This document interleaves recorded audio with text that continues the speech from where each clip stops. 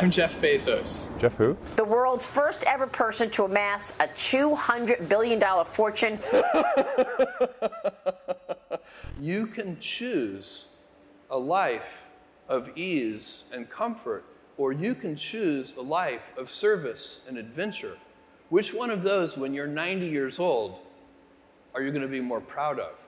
It's easy to have ideas. It's very hard to turn an idea into a successful product. There are a lot of steps in between, and it takes persistence, relentlessness.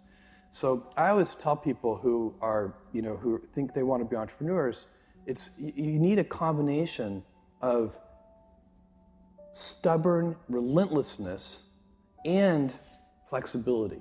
And you have to know when to be which. And basically, you need to be stubborn on your vision, because otherwise it'll be too easy to give up. But you need to be very flexible on the details, because as you go along pursuing your vision, you'll find that some of your preconceptions were wrong, and you're going to need to be able to change those things. So I think taking an idea successfully all the way to the market and turning it into a real product that people care about and that really improves people's lives is a lot of hard work. If I were a young college student today, I would be very interested in biotechnology. I think biotechnology is just a fascinating arena that probably in the next 10 or 20 years, there's going to be a golden age of biotech. One of the golden ages that's happening right now before our eyes is also artificial intelligence and machine learning.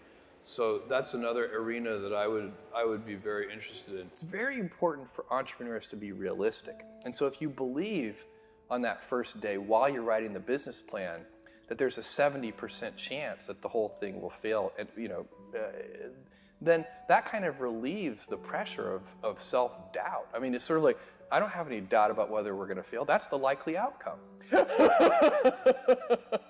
And it just is. And to pretend that it's not will lead you to do strange and unnatural things. So and what you do with those early investment dollars, so if you have $300,000 and then you have $1 million, what you do with those early precious capital resources is you go about systematically trying to eliminate risk.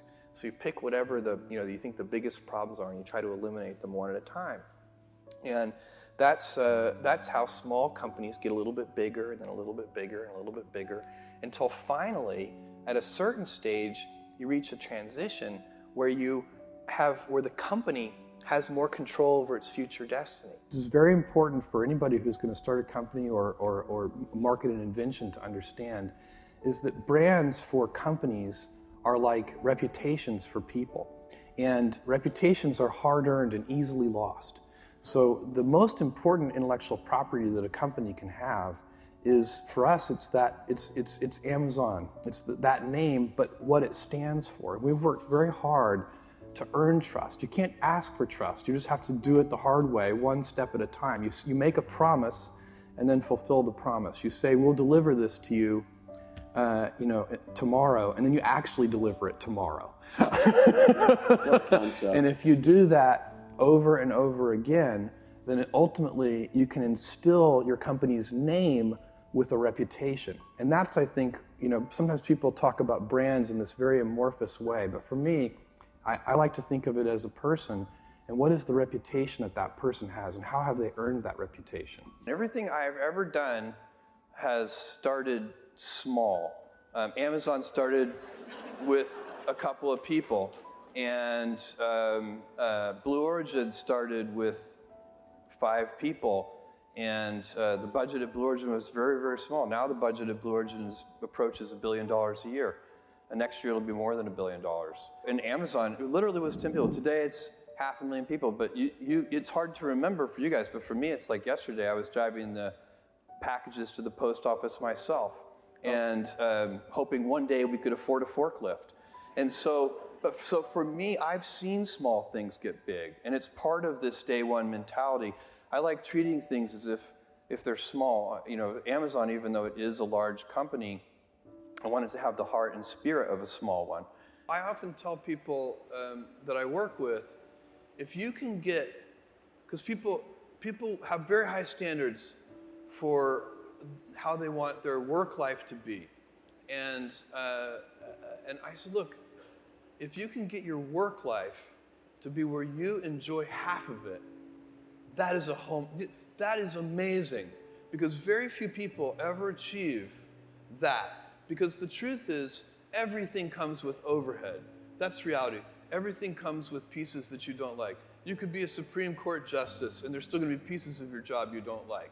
You can be a university professor, and still going to be, you have to go to committee meetings, and you have to do things. You know, every job comes with pieces you don't like, and we need to say, that's part of it, and not resent those pieces, or try not to, but also try to minimize them. The stress primarily comes from not taking action over something that you can have some control over. So if I find that some particular thing is causing me to have stress, that's a warning flag for me. What it means is there's something that I haven't completely identified, perhaps in my conscious mind, that is bothering me, and I haven't yet taken any action on it. I find as soon as I identify it and make the first phone call or send off the first email message or whatever it is that we're going to do to start to address that situation, even if it's not solved, the mere fact that we're addressing it dramatically reduces any stress that might come from it. So stress comes from ignoring things that you shouldn't be ignoring, I think, in large part. So stress doesn't come. People get stress wrong all the time, in my opinion. Stress doesn't come from hard work, for example. You know, you can be working incredibly hard and loving it. And likewise, you can be out of work and incredibly stressed over that.